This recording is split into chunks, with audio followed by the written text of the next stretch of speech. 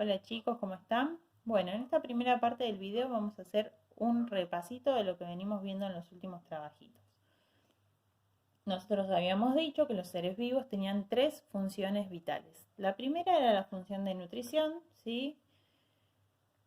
Por medio de la cual obtenemos la energía necesaria para mantenernos con vida y poder realizar todos nuestros procesos, que se cumplan todas las funciones dentro de nuestro organismo, ¿sí? La segunda función era la función de reproducción, que también estaba dentro de las funciones vitales, ¿sí? Esta función es importante no tanto a nivel individuo, sino a nivel especie, ¿sí? Supongamos que hay un individuo que no puede reproducirse por X motivo. No se va a morir, ¿sí? Pero ¿qué pasa? Si la especie no se reproduce, esa especie se puede extinguir, ¿sí? Así que a nivel especie la reproducción es muy importante, ¿sí? Para que justamente dicha especie se mantenga vigente y no se extinga. Y la tercera función que habíamos visto, que cumplíamos todos los seres vivos, es la función de relación. La función de relación estaba relacionada con la supervivencia, ¿sí? Gracias a la relación, justamente nos podemos relacionar con otros seres, ¿sí? Podemos saber qué ocurre a nuestro alrededor, ¿sí? Saber, por ejemplo, si estamos en peligro. Eh, Gracias a esta función también los depredadores pueden ver a su presa, pueden cazarla, pueden alimentarse, ¿sí? Y también gracias a esta función tenemos la capacidad de saber no solo lo que ocurre a nuestro alrededor, sino también dentro nuestro, ¿sí? Nosotros vamos a ver que a partir de esta función que nosotros cumplimos con varios de nuestros sistemas, uno de ellos es el sistema nervioso, nosotros, por ejemplo, podemos saber si nos duele el estómago, si nos duele determinada parte del cuerpo. Y el dolor, ¿sí? Nos puede parecer algo malo, pero en realidad no es algo malo en sí. O sea, el dolor nos está avisando que hay algo ocurriendo mal dentro de nuestro cuerpo, ¿sí? Entonces nosotros le prestamos atención, vemos qué es lo que nos pasa, ¿sí? Y también nos permite sobrevivir, ¿sí? Si nos duele algo, podemos recurrir, por ejemplo, al médico para saber qué nos pasa. Imagínense si algo estuviera funcionando mal dentro nuestro, pero a nosotros no nos dolería nada, ¿sí? Nunca nos daríamos cuenta de qué es lo que nos está pasando. Así que bueno, la función de relación está muy relacionada con lo que es la supervivencia de todos los seres vivos, ¿sí? Bien, los estímulos, ¿sí? No son los mismos para todos los seres vivos, ¿sí?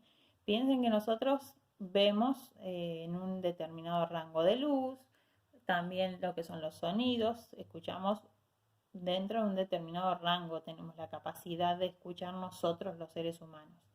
Pero hay otros seres vivos que pueden ver cosas que nosotros no, pueden escuchar cosas que nosotros no. Entonces, bueno, los estímulos no son iguales para todos los seres vivos, ¿sí? Y tampoco todos los seres vivos respondemos de la misma manera ante esos estímulos. En el último trabajito estuvimos viendo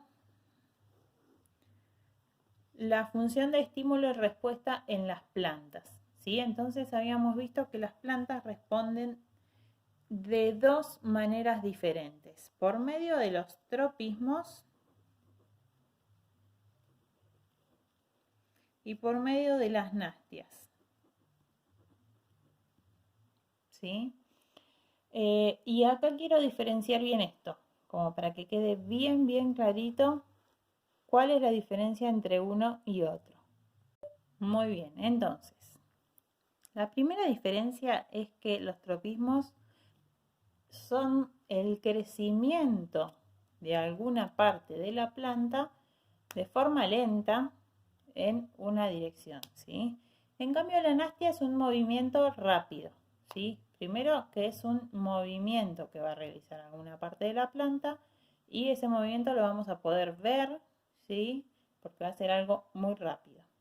En cambio, bueno, el tropismo va a ser un crecimiento y va a ser lento, no es que lo vamos a poder, nos quedamos mirando 5 minutos una planta y lo vamos a poder ver, ¿sí? Porque es algo muy lento.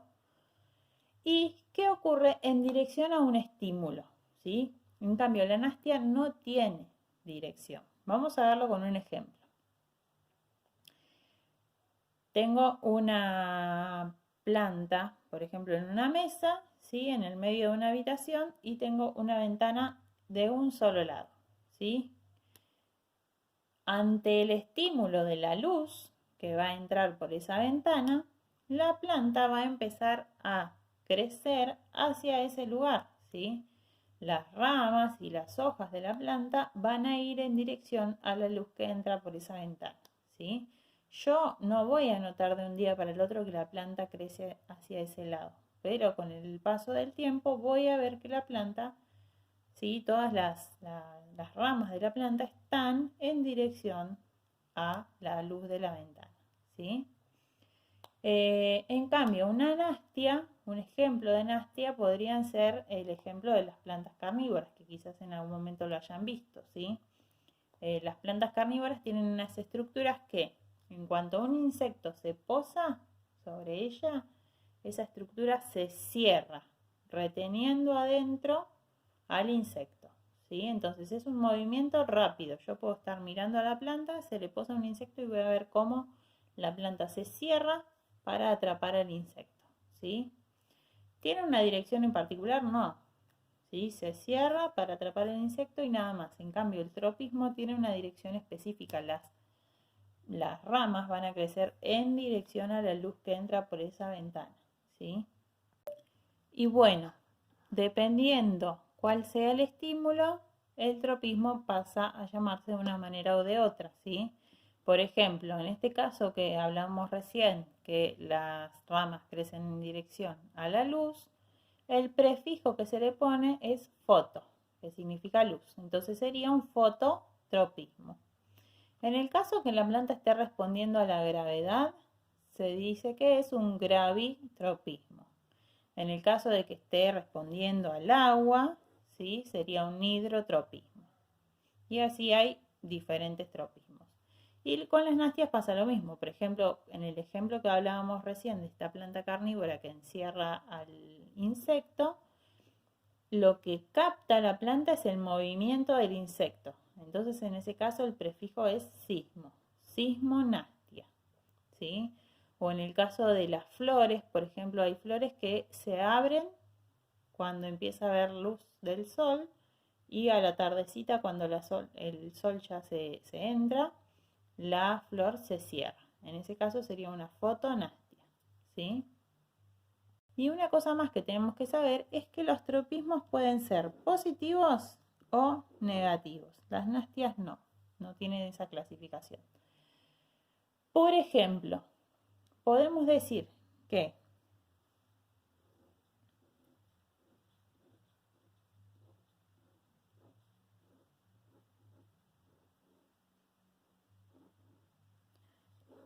las raíces de una planta en general van a crecer hacia abajo, ¿sí? Entonces van a crecer en dirección a la fuerza de la gravedad. Entonces vamos a decir que tienen gravitropismo positivo. ¿Por qué positivo? Porque crecen en dirección a la gravedad. En cambio, el tallo de la planta crece en contra de la gravedad. En este caso sería un gravitropismo negativo, porque crece justamente en la dirección contraria, ¿sí? Entonces los tropismos pueden ser positivos o negativos, las nastias no. Y una cosita más vamos a ver, que son los taxismos, ¿sí? Hasta acá veníamos hablando de las plantas. Ahora vamos a hablar un poquito de los animales, ¿sí? Los animales, en vez de tener tropismos o nastias, tienen lo que se llama taxismos, ¿sí? ¿Qué son los taxismos? Son algo muy similar a los tropismos de las plantas, ¿sí? Son movimientos que puede realizar parte del animal, pero como ocurre en los animales también pueden desplazarse, ¿sí? Así que Los taxismos pueden ser movimientos o desplazamientos en dirección al estímulo. Y así como los tropismos, los taxismos también pueden ser positivos o negativos. Muy bien, ahí pusimos entonces movimiento o desplazamiento en dirección al estímulo y puede ser también positivo o negativo, ¿sí? Por ejemplo, los bichos bolita, ¿sí? Los bichos bolita, si yo les doy la posibilidad de estar en un lugar seco o húmedo, ellos van a captar el lugar donde haya humedad y van a desplazarse en dirección al estímulo de la humedad, ¿sí? En este caso sería un hidrotaxismo positivo, ¿sí? Hidro porque el estímulo es el agua, es un taxismo porque se trata de un animal, ¿sí? De un insecto en este caso, y como va en dirección al estímulo, ¿sí? Decimos que es positivo, sería un hidrotaxismo positivo, ¿sí?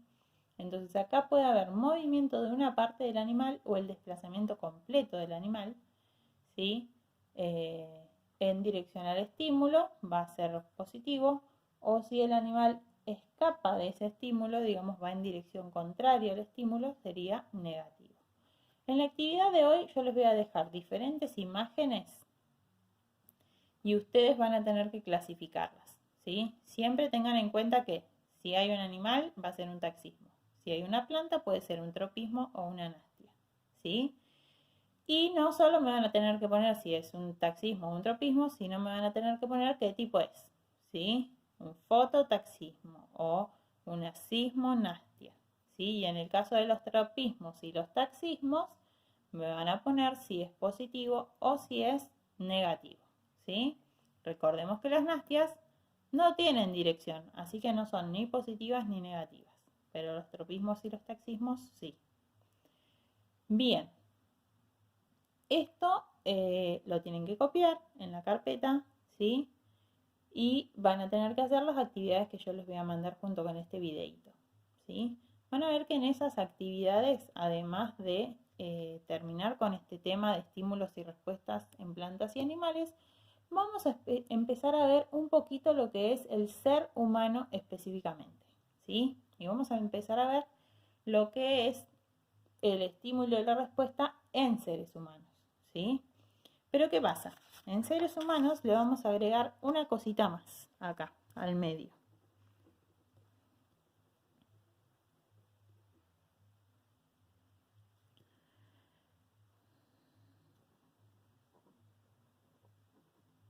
Los seres humanos también percibimos estímulos y podemos dar respuestas, pero en el medio hacemos otra cosa porque somos seres que razonamos, ¿sí?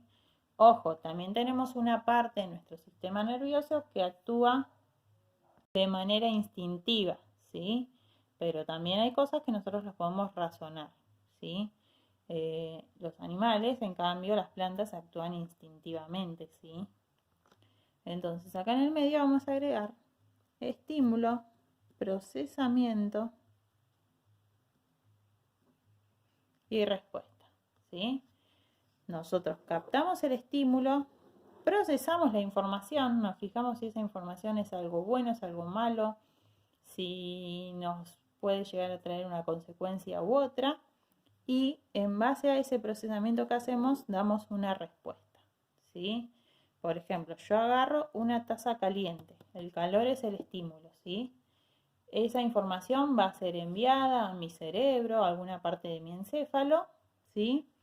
Mi encéfalo me va a avisar, esto está mal, ¿sí? Esto va a traer consecuencias negativas al organismo. Entonces, en base a eso, ¿qué respuesta va a dar el organismo? Me va a decir que suelte la taza porque me voy a quemar, ¿sí? Entonces, este es el modelo que siguen los seres humanos. Captan los estímulos, procesan la información y dan una respuesta. En el trabajito de hoy únicamente nos vamos a centrar en esto. Después, en el trabajo siguiente, vamos a seguir viendo un poquito más cómo está formado nuestro sistema nervioso y cómo hacemos nosotros para procesar la información, para dar una respuesta, cómo viaja la información por nuestro cuerpo, ¿sí? Porque para eso tenemos el cerebro, la médula espinal, los nervios, ¿sí? Pero bueno, en el trabajito de hoy nos vamos a centrar en esto. ¿Cómo captamos los estímulos los seres humanos? Los estímulos provenientes, en este caso nos vamos a centrar en los estímulos externos, ¿sí? Para captar estos estímulos externos, nosotros tenemos lo que llamamos órganos de los sentidos, ¿sí? Oído, tacto, vista, gusto y olfato.